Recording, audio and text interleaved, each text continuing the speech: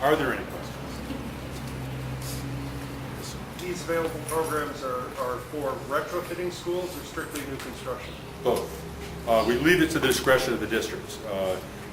The idea, as this bill was being drafted, was to provide an opportunity, not a mandate, and to provide as much local flexibility as possible. Some districts and some buildings have, especially if they're older, they have problems that need to be remediated, either leaky windows or doors, improper insulation that wouldn't meet up to today's requirements, or in some cases asbestos that needs to be removed.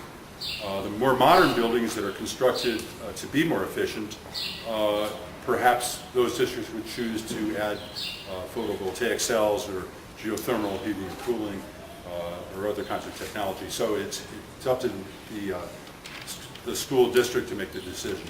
But I would just urge that when the bill passes, and I will let you know, believe me, if you haven't read about it, I'll let you know as soon as it's signed into law, that the first, because it is a limited amount of money at this point, about $6 billion for the state. I'm sorry, let me get that right. $6 million for this district. And the schools that apply first and have the most credible and thoroughly vetted proposals will be the ones that will probably get the money first. So it'll be a race once the bill's signed. And it's kind of like the Clean Water Act and the revolving loan fund. The money runs out after a certain number of projects are funded. So you don't want to wait once the money's in place. As a fellow former board member, I have a big interest in the full funding of IDEA. You mentioned mandates before when you were talking. Title I for this district is literally in the hundreds of thousands of dollars. So if this type of aid comes to our school district in proportion to our Title I money, it'll be, enough to hang a couple of doors. But where we're really spending huge amounts of money in this district and other districts like ours is on the IDEA unfunded mandate. Where do you stand on the full funding of IDEA? Well, I'm for it. I'm for it, and I'm for full funding of any mandate, be it state or federal. The reality of the fact is that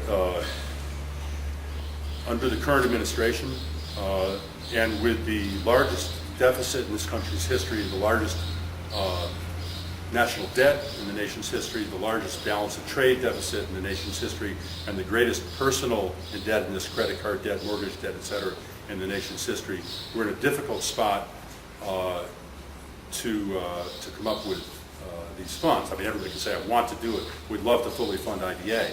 I speak to Chairman Miller of the Education and Labor Committee frequently about these issues, including No Child Left Behind. And we've put a considerable amount of additional money in besides what the President put into his budget that he sent us this year. But it's still not fully funded, and we're hoping to get there. I suspect it'll be another administration before we do. Thank you. John, do you expect any opposition in the Senate? I hope not. I hope not. I don't think in an election year that there will be grounds for opposition other than just fiscal, possibly. But the reason that we drew the bill so broadly, so that it's not just for solar and other renewables, but that it can include retrofitting or remediation of old buildings with more mundane problems like inadequate insulation or asbestos problems, so that the money can be used as the district sees fit. I think that would be used a lot of times. Would this be a matching grant program, or would it be a 50-50 split? This is just a grant program. John, do you see any apparent sponsors in this? I am not aware of sponsors in the Senate yet, but I'm sure there are some, and I can get back to them. If you get a card from Beth or Susan, we will answer that question later on today. Yes, sir. This is a no-brainer. Why now? Why not 5 years ago? Well, I wasn't elected 5 years ago.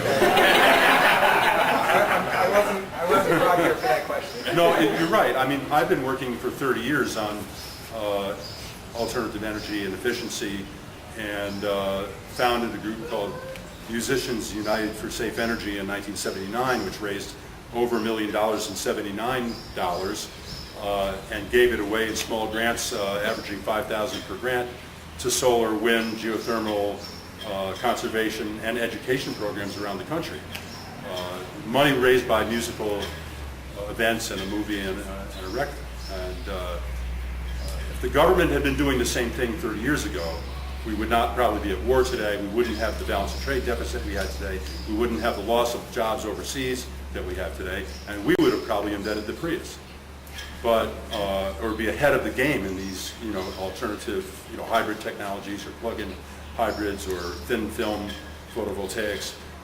We made the mistake. We, the collective country, allowed itself, or allowed the oil companies and the auto manufacturers and the forces that were in power at the time to make decisions, including Vice President Cheney's secret energy committee in 2001 and 2, to have meetings where they decided to basically subsidize and endorse the same old polluting forms of energy and just try to get more of it.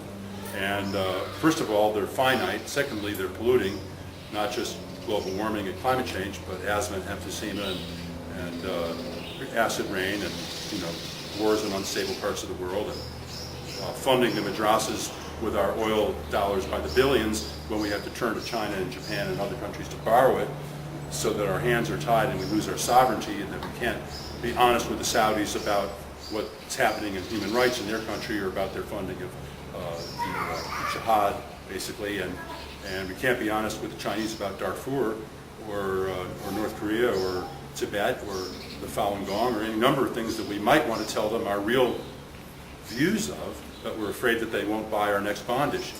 So we've, in effect, lost some of our sovereignty already, and if we keep going down this road, it's going to get worse. So I suggest that we can become independent, not just energy independent, but independent in terms of being able to make diplomatic, military, and commercial decisions based on our own good and not on somebody having us over a barrel of oil.